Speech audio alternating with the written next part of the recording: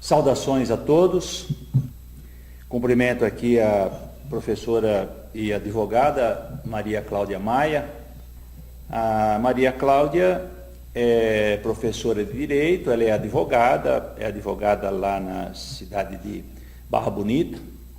Ela é mestre em Direito, está fazendo doutorado em Educação aqui na UFSCar.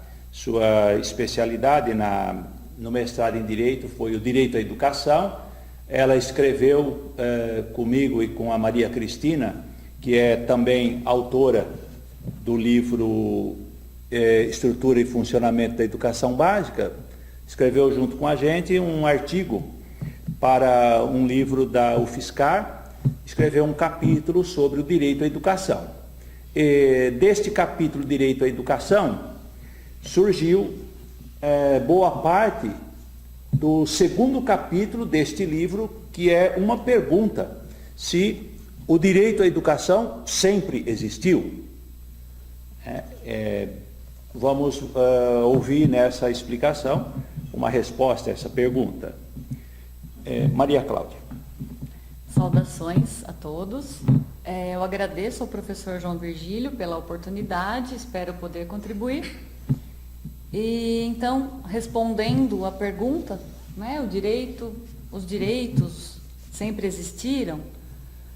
Bem, essa ideia de garantia de direitos, ela vai surgir na nossa história aqui ocidental a partir do século XVIII com as chamadas revoluções burguesas, né? Então, tanto a Revolução Francesa como a Revolução Americana, por exemplo, e delas vão surgir declarações que vão ser a gestação desses direitos que vão sendo conquistados pela humanidade ao longo da história. E, vamos dizer assim, no século XX, esses direitos vão sendo constitucionalizados, né? Mas no século XX é que nós vamos ter uma conquista, vamos dizer assim, importante para os direitos fundamentais da pessoa humana, dentre eles o direito à educação, que é a Declaração Universal dos Direitos Humanos, né? Com a ideia de uma nova ética universal e supraestatal de garantia de direitos mínimos a toda a humanidade. Tá. E nessa declaração da ONU, né, dos direitos humanos, como é que ela trata o direito à educação? Isso, é o artigo 26. Toda pessoa tem direito à instrução, a instrução será gratuita, pelo menos nos graus elementares e fundamentais. A instrução elementar será obrigatória, a instrução técnico-profissional será acessível a todos, bem como a instrução superior, esta baseada no mérito. Ele tem outros itens, mas resumidamente o mais importante é essa garantia, então, esse compromisso de que os países têm que assegurar direito à educação aos seus cidadãos. O Brasil assina essa? Sim, o Brasil foi um dos signatários da declaração. Qual o grau de obrigatoriedade do Brasil, que assinou, em seguir essa? Bom, João, houve... Quando a declaração foi assinada, em 1948, houve uma certa discussão sobre como é que ela seria aplicada, e isso acabou sendo resolvido nos pactos de 1966. O Pacto de Direitos Civis e Políticos e o Pacto de Direitos Econômicos, Sociais e Culturais. E o Brasil também foi signatário de ambos. E ali é que vai ficar efetivado, né, de forma mais explícita e mais pormenorizada a obrigação do Brasil com relação ao direito à educação. Tá.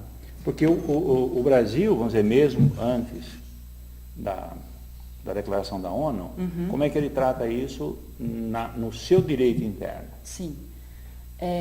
Nas primeiras constituições, então a do Império e da Primeira República, até havia a previsão do direito à instrução, mas não dá para a gente afirmar ainda que era um direito à educação, como obrigação do Estado, né, como a gente conhece hoje.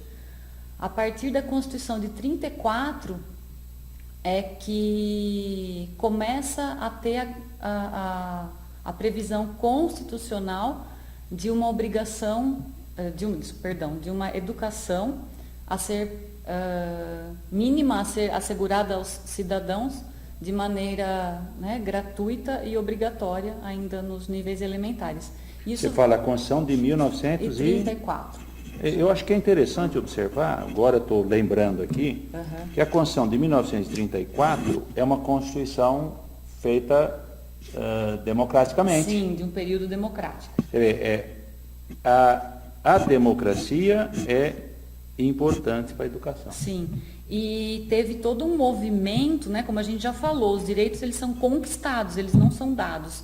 E nessa Constituição teve um movimento dos pioneiros da educação nova, que reivindicava então essa educação a ser garantida pelo Estado e que ela fosse gratuita, né, e laica.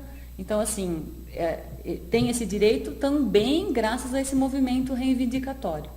E aí, ao longo da história do Brasil, nós vamos ter avanços e retrocessos na medida em que eu tenho constituições democráticas ou não democráticas. Até nós chegarmos na Constituição de 88, que foi a que garantiu o direito à educação de forma ampla, mais ampla, né, na história brasileira.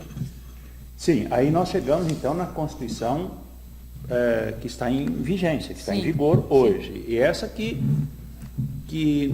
nos importa aprofundarmos. Sim. Porque esta é a Constituição que fez 28 anos, agora no mês de outubro, no começo deste mês, nós estamos gravando este programa no dia 25 de outubro de 2016.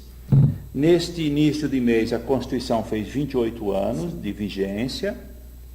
E eu queria, Cláudia, conversar um pouco sobre o cerne desta Constituição em termos de direito à educação.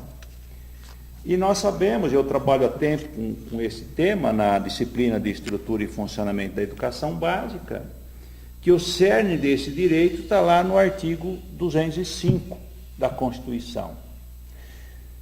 E se é um direito garantido, e hoje nós estamos aí passando por uma certa crise do Estado brasileiro, nós temos que explicitar, nós temos que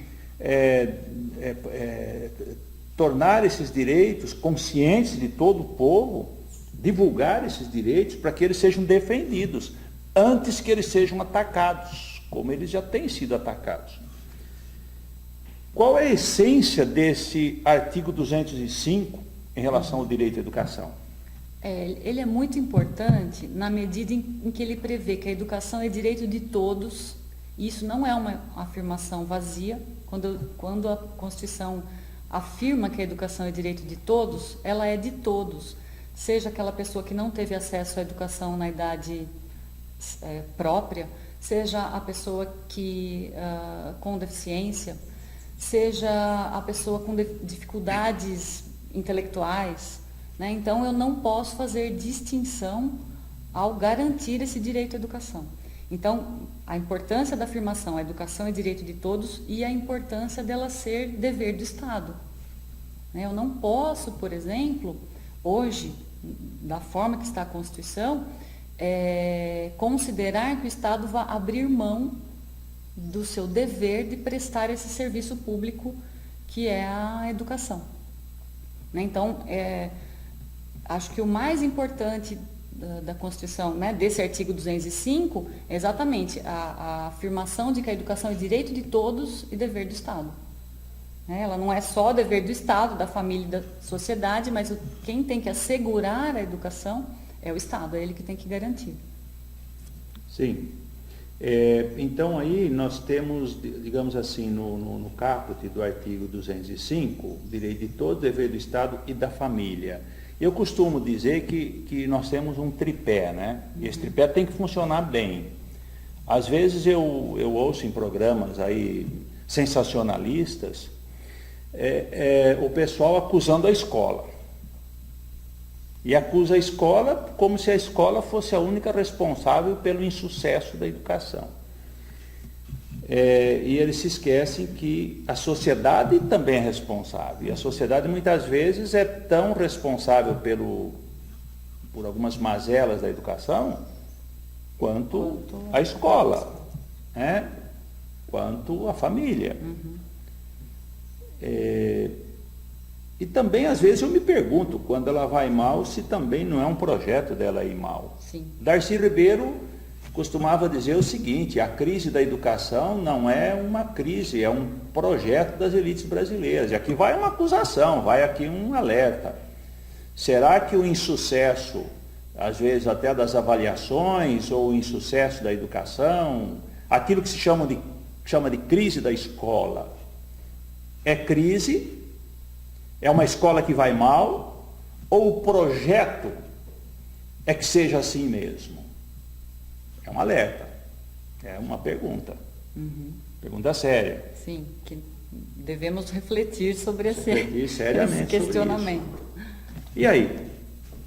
Aí, né, continua dizendo, com a colaboração da sociedade, e aí vem os objetivos, né, visando ao pleno desenvolvimento da pessoa, seu preparo para o exercício da cidadania e sua qualificação para o trabalho. Sim. Né? Que, novamente, um tripé. Pessoa é o indivíduo. Cidadania, ele na sociedade. Trabalho, ele na produção. Também eu não posso dissociar. Não. Essas três qualidades. Formar o indivíduo, formar para a política. Cidadania vem do latim e política vem do grego. Então esse negócio, gente, presta atenção aqui, Quem não estava prestando atenção, presta atenção. É igual falar para aluno. Esse negócio de falar escola sem partido, escola sem política, não está com nada, porque está aqui na Constituição, Isso aqui é Constituição, né? Ou eu estou enganado? É a Constituição. É Constituição, né? Diz que tem que formar para a cidadania. Cidadania, em latim, seria formar para a política. Porque cidadania em grego, seria formar para a política. Porque em latim, cidadania vem de civitas, cidade. Se fosse em grego, viria de polis, política. Que polis e civitas é a mesma coisa, cidade. Então não dá para falar em escola. Esse negócio de escola sem partido, do meu ponto de vista, é inconstitucional. Se bem que hoje inconstitucional, olha, não está querendo dizer muita coisa, mas nós vamos defender a Constituição. Nós vamos defender a Constituição mais do que o STF está defendendo. É nossa intenção. Sim. Tá? Isso é a qualificação para o trabalho, mas é para um trabalho que dignifica. Não é para um trabalho que danifica, hein? Quando eu falo qualificação para o trabalho, não é para aquele menino de 10 anos ficar na boca de fundo da corvaria, até porque é proibido o trabalho de menores. Tá? Quando a gente diz qualificação para o trabalho, eu não estou falando aquilo que o sujeito fala lá na TV, esses menores aí estão no crime, porque no meu tempo, com 6 anos, já estava no trabalho. Lugar de criança é na escola. Quer dizer isso, lugar de trabalho, a Constituição diz que é a partir dos 14 anos, na qualidade de aprendiz, é isso, né, Cláudia? Sim, trabalho a partir dos 16, na condição de aprendiz a partir dos 14. E o adolescente até os 18, ele não pode também atuar em alguns trabalhos, isso, como noturno, insalubre. Né? E também... a partir dos 14 na condição de aprendiz, que não prejudique o seu rendimento escolar, e a partir dos 16 ele pode ter carteira assinada, é isso, né? Sim. Não pode ser trabalho insalubre, etc. E não pode, mesmo a partir dos 16, não pode prejudicar a sua atividade escolar. Então, gente, vocês que estão aí falando esse negócio de, o trabalho... Calma, gente. Lugar de criança é na escola. Aí, continuando, Maria Cláudia, nós temos aí um tema importantíssimo, que é o tema da garantia e obrigatoriedade da criança na escola. Não só da criança e do adolescente, né? Me fala um pouco disso daí. Bem, teve uma emenda constitucional número 59 de 2009, ela aumentou a etapa do ensino que se tornou obrigatória, que antes era só o ensino fundamental, que hoje a gente, né, conhece como Fundamental 1, Fundamental 2. Então essa emenda, ela tornou obrigatória desde a educação infantil até o ensino médio. Então, que a educação é obrigatória dos 4 aos 17 anos. E essa educação, então, chamada educação básica obrigatória, ela deve ser gratuita e ser assegurada a sua oferta a todos, inclusive aqueles que não tiveram acesso na idade própria. Então, essa obrigatoriedade de o Estado fornecer educação, ela vai desde da pré-escola até o ensino médio, e por ser obrigatória, né, também é responsabilidade dos pais, com relação à criança e ao adolescente, de matricular os filhos na escola, né, matricular e fazer com que eles frequentem, né, a escola. E isso poderia até, dependendo da situação, não matricular. Dependendo da situação, pode configurar, inclusive, crime de abandono intelectual previsto no Código Penal. Então, tem uma responsabilidade também, né, como você já mencionou anteriormente, também da família de participar da educação dessa criança e desse adolescente, para que essa criança tenha acesso e frequente a escola. E isso tem alguma punição se ele deixar de cumprir? Sim, é lógico que isso vai ter orientação para os pais, por intermédio do Conselho Tutelar, do Ministério Público, né? A intenção não é que se puna quem já muitas vezes é punido pela própria sociedade, em uma condição de vulnerabilidade. Mas pode sim haver uma punição, né, porque configura um crime de abandono intelectual, os pais não matricularem as crianças na escola. Sim. Uma outra pergunta que é muito comum que se faça, e às vezes na mídia isso aparece. Os pais ou responsáveis têm o direito de dizer: eu não vou mandar meu filho para a escola, o sujeito tem condições de ensinar em casa, tal, e depois, eu vou ensinar em casa. Uhum. Isso tem uma expressão, né? Os norte-americanos, às vezes europeus costumam fazer isso, então tem uma expressão em inglês que se chama homeschooling, né? Schooling. Isso é possível no Brasil? Já existe permissão jurídica para isso? Bom, João, não há uma legislação específica autorizando o homeschooling, essa possibilidade de os pais proporcionarem a educação dos seus filhos na escola, fora da rede... Em casa. Em casa, isso, em casa. Fora da rede de ensino, seja ela privada ou pública, né? Não há essa previsão legal. Os nossos tribunais têm se posicionado de forma contrária, também pelo fundamento de que não haveria como ter uma fiscalização se isso estivesse acontecendo ou não. Apesar de os defensores então dessa posição, né, eles afirmam que tanto a Declaração Universal quanto a Convenção Americana lhes assegura essa liberdade de ensinar em casa. Mas isso não, hoje, pelo ordenamento jurídico brasileiro, não há uma previsão expressa, uma previsão legal expressa, e os tribunais não têm assegurado essa possibilidade. Então, é uma questão que ainda tem que ser debatida pela sociedade, né? Mas não há hoje não há essa permissão legal. Tá. Uma outra coisa, Cláudia, que eu acho que é um centro aí da discussão do direito à educação, eu vou lá para o artigo 208, parágrafo 1º e parágrafo 2º da Constituição, que é a questão do direito público subjetivo e da responsabilização da autoridade competente.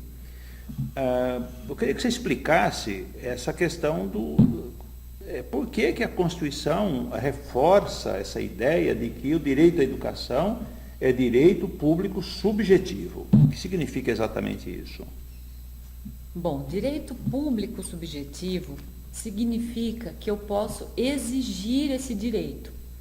De nada adiantaria que o direito estivesse previsto, seja na Constituição, seja na LDB, seja em normas do Conselho Nacional de Educação, etc., se as pessoas não pudessem exigi-lo, né? De nada adiantaria estar previsto aqui na Constituição que é dever de Estado assegurar educação obrigatória, né, a todos, se as pessoas não pudessem exigir caso esse direito não lhes fosse assegurado.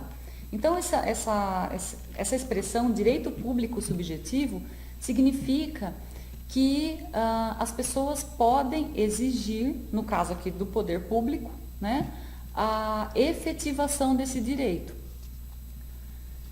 A diferença, qual a diferença entre o direito, o que seria um direito objetivo e um direito subjetivo?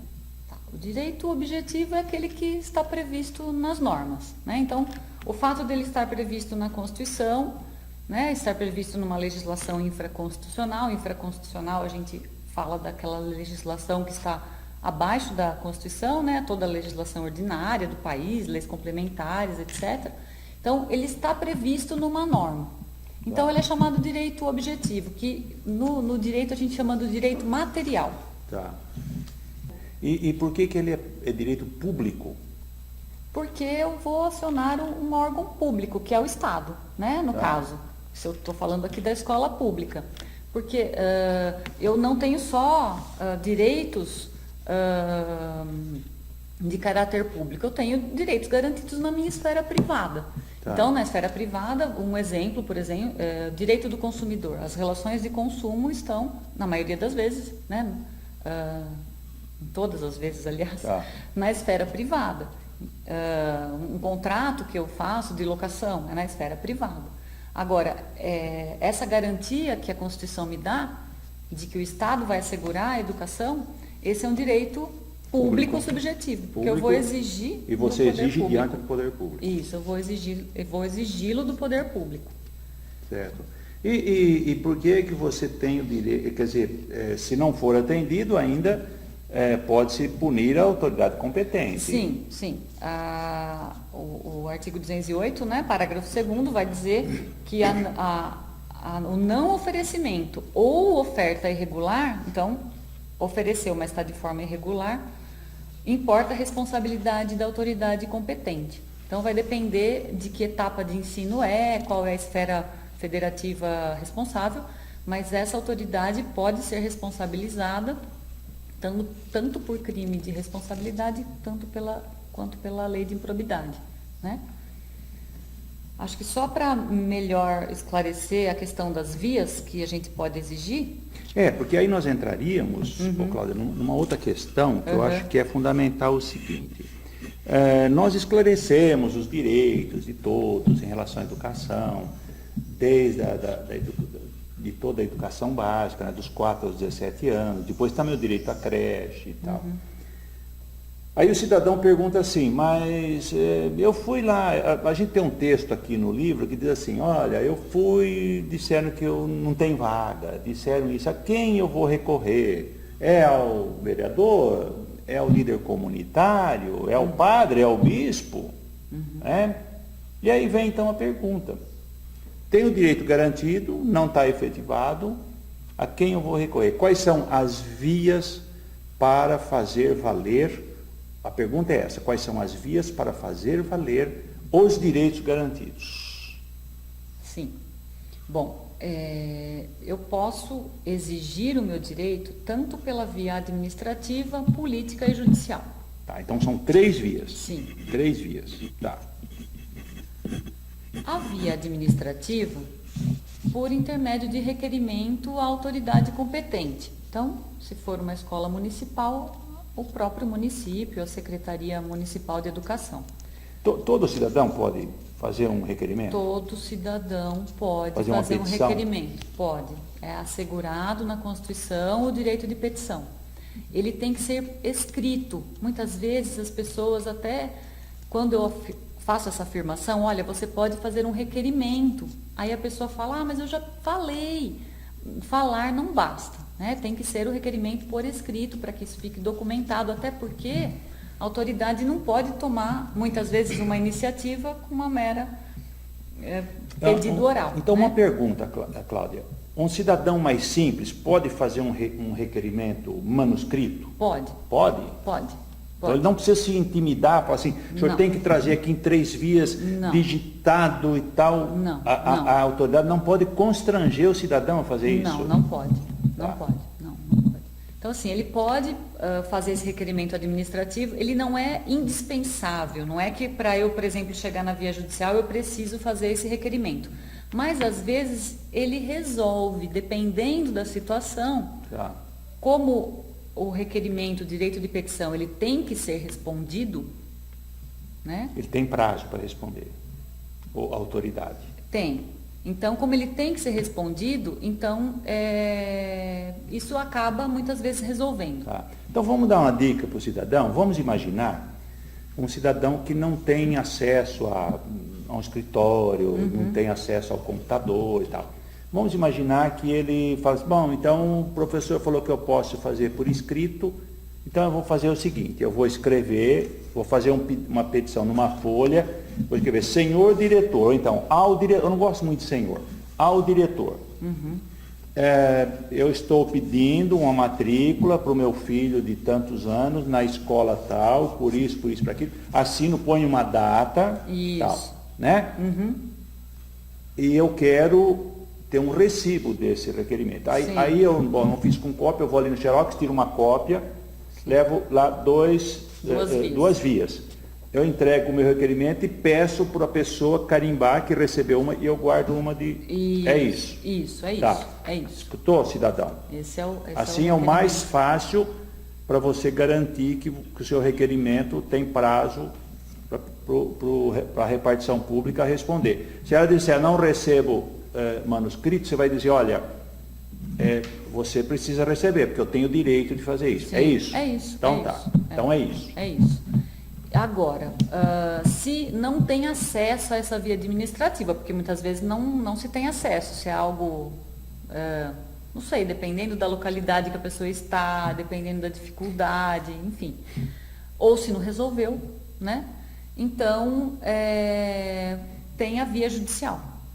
A via judicial serão ações ou individuais, dependendo se é um problema de uma única pessoa, ou ações coletivas. Porque se ele não, porque aí ele vai fazer o seguinte, se ele não teve via administrativa, quando ele foi na via judicial, ele já leva a cópia para o juiz ver, fala, eu tive boa vontade de resolver via administrativa, está aqui a cópia, mas não resolveu. Isso.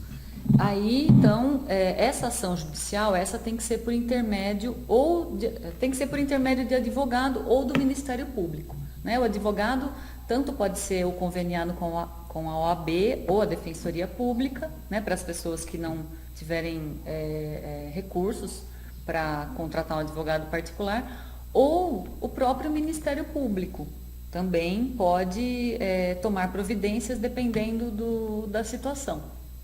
Tem algumas questões que a própria LDB diz, ou no direito à educação, né, que ele pode ir direto com o Ministério Público, com o Conselho Tutelar, sim. Bom, depois a gente pode falar da via política que... Sim. E a Defensoria, que nada mais é que o advogado público, né, que pode ajuizar uma ação, ou nas cidades que não têm defensoria, os advogados que atendem conveniados com a OAB, que tem um convênio da OAB com a Defensoria, então eles atuam também de forma gratuita. Então, essas vias são possíveis, né? Então, essa via judicial, então, ela é possível por intermédio de ação ou individual ou coletiva, para poder efetivar o direito à educação. E funciona, né? Tanto que, por exemplo, a cidade de São Paulo tem lá um termo de ajuste de conduta com o Ministério Público para... Isso já está em andamento faz algum tempo, né? Para oferta de vagas na educação infantil. Então foi um trabalho lá, uma situação coletiva, mas nas situações individuais também. Então a ausência de vaga, ou aquela criança com deficiência que não, a escola não é acessível, né? E Sim. assim por diante. E aí tem a via política, né? Que Sim. é a outra via. A via política é a via da negociação, a via da pressão, é aquela via de todo o cidadão. Como é que ele faz? Ele pode procurar o vereador, ele pode procurar o líder comunitário, ele pode se organizar em associação, né? Ele pode ir através dos conselhos, por exemplo, o conselho, o próprio conselho tutelar, a gente tem os conselhos que estão na própria legislação, né? Desde o Conselho Nacional de Educação, o Conselho Estadual de Educação, no caso dos municípios, os conselhos municipais de educação, né? E depois tem os conselhos que cuidam de questões específicas. Questão do transporte, o conselho do transporte escolar, o conselho da merenda, se é um problema de alimentação na escola, os conselhos escolares, que são os conselhos da escola, da própria escola, o conselho do Fundeb, que é o conselho que resolve as questões da aplicação da verba. Gente, tudo tem que ser resolvido através dos conselhos também. Então, eu acho que é a questão da participação na comunidade, porque a legislação prevê a participação da comunidade através desses conselhos. Eles devem ser representativos de setores, né, dos alunos, dos pais, da comunidade, etc. Então, é isso que eu chamo de via política, é a via da polis, é a via do cidadão. Ali ele vai também ter um canal para resolver as suas questões em relação à educação, né? Eu acho que esses são alguns caminhos. Eu queria que você comentasse aqui esse final, que aliás é uma afirmação sua, aqui no final, que, né, qual é o caminho mais adequado para solucionar as questões da educação, e com essa afirmação nós encerramos esse programa do capítulo 2 do livro do curso de Estrutura e Funcionamento da Educação Básica, que é o capítulo sobre o direito à educação. Bom, eu afirmei aqui, né, que a tutela mais adequada é a coletiva, porque normalmente a violação ela se dá de forma coletiva, né? Em geral, quando falta uma vaga, não é uma vaga só, vão faltar mais vagas. Quantas crianças já desistiram daquela escola porque já disseram que não tinha vaga? Ou quantas mães com crianças com deficiência tiram os seus filhos da escola porque não tem acesso, porque não tem uma estrutura adequada, não tem ninguém para auxiliar aquele professor, etc. Então, o ideal é que as pessoas se organizem e façam essa reivindicação de forma coletiva. Mas, se não tiver, não significa que elas não possam fazer de forma individual, né? Mas sempre coletivamente os ganhos são maiores para a sociedade como um todo. Sim. Então está ótimo. Eu agradeço a participação da professora, advogada, nossa doutoranda em Educação na UFSCar, Maria Cláudia Maia. E assim nós encerramos os estudos, né, a gravação desse segundo capítulo do curso Estrutura e Funcionamento da Educação Básica no Brasil. Sou eu quem agradeço.